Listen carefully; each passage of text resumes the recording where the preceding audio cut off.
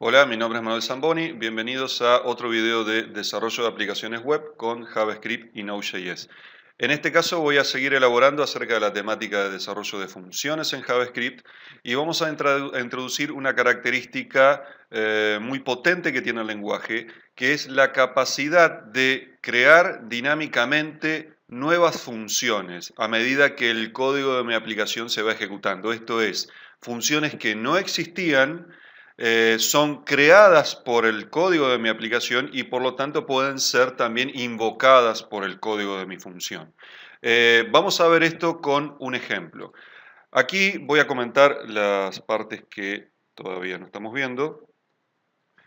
Aquí tengo, por ejemplo, una función a la que le llamo crear saludador, declaro una función, de la manera que vimos en el video anterior, y fíjense lo que estoy devolviendo.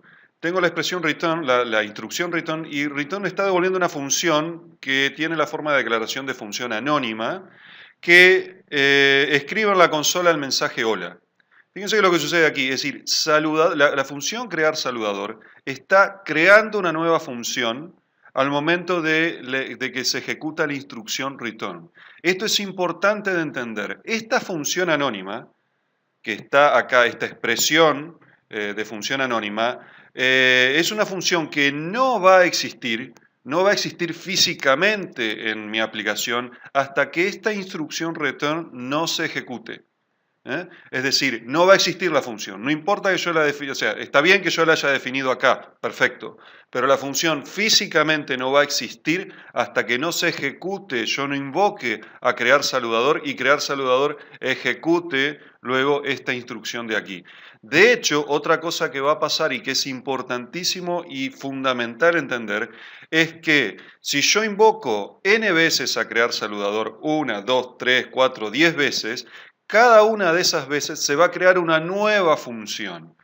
Una nueva función. Es decir, si yo invoco a crear saludador 2 veces, tengo 2 funciones que hacen lo mismo en este caso, son exactamente lo mismo, pero son funciones distintas, son físicamente 2 funciones diferentes que ocupan espacios de memoria diferentes. Esto es importante de entender. De hecho, yo podría aquí tener un bucle que vaya creando funciones, las vaya agregando un array y yo devolver ese array de funciones. Cada elemento, cada ítem de ese array va a ser una función distinta. De hecho, esto lo vamos a corroborar, voy a comentar esto, en estas líneas de aquí. Aquí, por ejemplo, estoy invocando a crear saludador 2 veces, en esta línea y en esta línea de aquí. Estoy almacenando el resultado, es decir, lo que la función devolvió, en una constante saludador 1 y otra que se llama saludador 2. Fíjense que estoy preguntando aquí si estrictamente hablando saludador 1 es igual a saludador 2. Y fíjense lo que va a suceder. Ejecuto esto y me dice que no. Incluso, aunque no usara la igualdad estricta para el caso aquí, es lo mismo. No son la misma función. No son la misma función. Son 2 funciones diferentes. Más allá de que, si yo las invoco, aquí vamos a ejemplificarlo, voy a comentar esto para que no moleste. Y fíjense que efectivamente ejecutan el mismo código, hacen lo mismo. Nada impide de que esta función reciba parámetros, de hecho vamos a hacerlo, vamos a ponerle, por ejemplo, 2 parámetros, vamos a ponerle el parámetro nombre y apellido, y vamos a usar esta forma nueva de interpolación de cadenas, vamos a poner hola, nombre, espacio, apellido, ¿eh? Y vamos a ver qué sucede. Fíjense, si yo las invoco así, voy a invocar a una sola vez, para hacerlo más claro.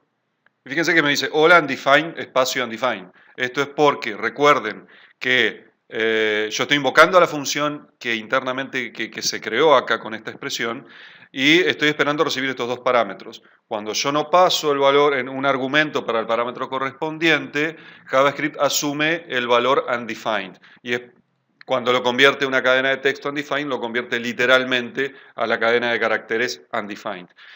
Si yo pasara aquí, por ejemplo, Juan Pérez, por poner un ejemplo, efectivamente iban a ver el resultado. Fíjense cómo con un sencillo ejemplo se ve la potencia, más allá de de la utilidad práctica o no de este ejemplo en particular. Pretende ser sencillo. Bien. Otra cuestión importante y que sí es un poco más compleja y que es una de las cuestiones más potentes que vienen con esta posibilidad de crear funciones dinámicamente. Y es algo que se llama closure. Vamos a explicarlo con un ejemplo sencillo acá. La capacidad de tener closures en JavaScript es lo que le da una potencia enorme, realmente enorme al lenguaje. Mucho más de lo que puede llegar a parecer en un principio. Fíjense aquí, por ejemplo, que tengo una función a la que le llamo crear multiplicador. Recibe un parámetro factor y devuelve una nueva función. También estoy usando aquí la alternativa de función anónima, que lo que hace es recibir un parámetro número y esta función tiene una sola instrucción return que lo que hace es multiplicar el número que esta función anónima reciba como parámetro por el factor que esta función creadora recibió al momento de que esta función fue creada. Es decir, se está capturando el parámetro factor que está definido, la variable, si se quiere, factor, que está definida aquí en este contexto de más arriba, es decir, fuera del ámbito de la función interna en sí mismo, sino en el ámbito inmediatamente siguiente, se está capturando esa variable al momento de la creación de esta función. Cuando, en definitiva, cuando esta instrucción return se ejecute, esta variable factor, va a haber una instancia, si se quiere, de la variable factor que va a estar siendo capturada aquí en la definición interna de esta función. Esa captura es lo que se denomina closure. Es un concepto bastante complejo y no se preocupen si no les queda 100% claro de entrada. A todo esto lo van a ir asimilando con los sucesivos ejemplos que vamos a ir haciendo y con la práctica. Vamos a estar usando closures permanentemente en cuestiones de programación avanzada de JavaScript, así que no se preocupen que ejemplos van a sobrar. Aquí, por ejemplo, voy a poner esta instrucción, esta invocación aquí. Fíjense que estoy llamando a crear multiplicador con el valor 2. Y estoy obteniendo una nueva función a la que la guardo una constante a la que le llamo duplicar. ¿Qué estoy haciendo acá? Primero explico lo que estoy haciendo para ver luego, para que nosotros mismos predicamos cuál va a ser el resultado de esto. Yo acá estoy llamando a multiplicador con el valor 2. Voy a comentar aquí que cuando haga esa invocación, efectivamente, aquí se va a pasar el valor 2. Este es el valor que tiene factor en ese momento. Cuando se ejecute crear multiplicador, la primera instrucción aquí es un return de esta función anónima. Y esta función anónima ahí, en ese preciso momento, se va a estar creando. No existía previamente, ahí se está creando físicamente la función, que declara que recibe un parámetro número y tiene esta instrucción donde dice que va a multiplicar el número por el factor y eso es lo que va a devolver. Y factor en ese momento va a tener el valor 2. Es decir, va a capturar en realidad la variable factor más que el valor en sí. Pero aquí, para entenderlo, podemos pensar en el valor. Nos va a ayudar a pensar en el valor en sí mismo. Entonces, fíjense lo que va a suceder. Yo aquí voy a llamar a duplicar. Le voy a poner un poquito más acá junto para que no confunda. Voy a llamar a duplicar. Voy a limpiar esto. No. Y fíjense que efectivamente estoy llamando a esta función interna y está multiplicando el 5 por el 2. Por este 2 y me está devolviendo 10. Hay que entender bien que aquí estoy llamando a esta función que creé aquí internamente. Y factor, al momento de que esta función fue creada, fue capturado en un closure. Ese parámetro fue capturado en un closure. Fíjense que más adelante lo que voy a hacer es algo análogo. Voy a invocar a la función crear multiplicador con el valor 3 en este caso, para poner un ejemplo diferente. Y fíjense, aquí se va a pasar el valor 3 y se va a ejecutar la instrucción return con esta función anónima que en ese momento va a capturar esa instancia del parámetro factor, que es una instancia diferente porque es una invocación diferente, que va a tener en ese momento el valor 3. Pensemos nuevamente para simplificar aquí en el valor, más que en esto de instancia del argumento, ya se verá aclarando esta cuestión. Y se va a capturar en un closure y efectivamente voy a hablar de una función que va en definitiva a tener el efecto de multiplicar el parámetro que recibe al momento de que esta función interna sea invocada por el factor que capturó en el closure al momento en que la función se creó. En el momento en que la función se creó. Hay dos momentos diferentes, fíjense aquí. El primer momento es cuando efectivamente llamo y creo la función y otro momento distinto es el momento en el que invoco a la función. ¿Me explico? Entonces acá vamos a ver que voy a invocar esto y fíjense que efectivamente estoy logrando de que estoy guardando en triplicar, en una constante a la que le llamo arbitrariamente triplicar, y le paso el mismo valor, le estoy pasando el mismo valor para que se note la diferencia, y fíjense que me está multiplicando 5 por 3 en este caso. ¿Me explico? Bien.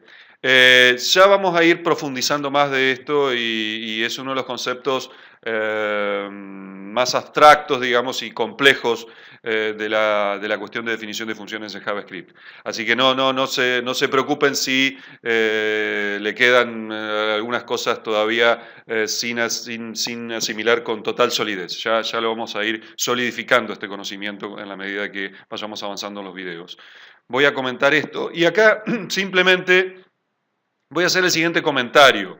Y es que nosotros, fíjense, acá voy a llamarle a esto crear multiplicador 2 para que quede análogo.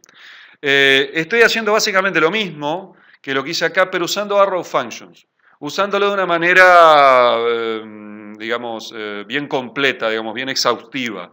Esta expresión que esté acá, fíjense que es una expresión bastante corta, es exactamente lo mismo que todo esto que está acá. Es lo mismo. En términos prácticos, al menos hasta aquí, es lo mismo. Entonces dicen, pero ¿qué estoy haciendo? Acá parece una cosa críptica.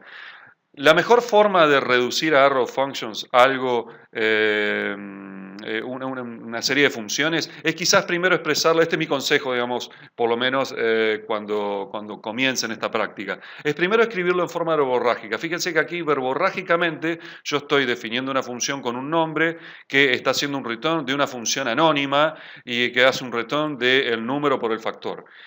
Estrictamente hablando, acá estoy haciendo lo mismo. Fíjense que voy a ir transformando esto en esto de más abajo. En vez de ponerme a explicar todo esto de más abajo de una sola vez, vamos a hacer el ejercicio de llevar esto a esta otra función. Fíjense de que, por ejemplo, voy a partir de lo siguiente. Voy a comentar esto para que me crean de que vamos a llegar a la misma conclusión. Voy a poner acá const, voy a hacer lo siguiente. Voy a copiar esto y lo voy a pegar acá. Lo voy a pegar acá. Voy a sacar este comentario. Bien. Crear multiplicador 2, vamos a llamarle a esta función. Ok. ¿Qué voy a hacer aquí? Yo digo, bueno, acá tengo una función que tiene, una función anónima, que tiene una sola línea.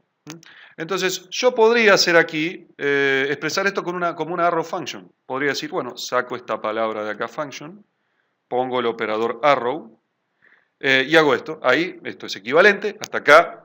Esta es una variante. La otra es decir, bueno, como tengo una sola línea, no necesito estas llaves y puedo obviar el return. Estas llaves no las necesito. Voy a borrar este comentario de aquí para que no confunda. No necesito ese return. Ok.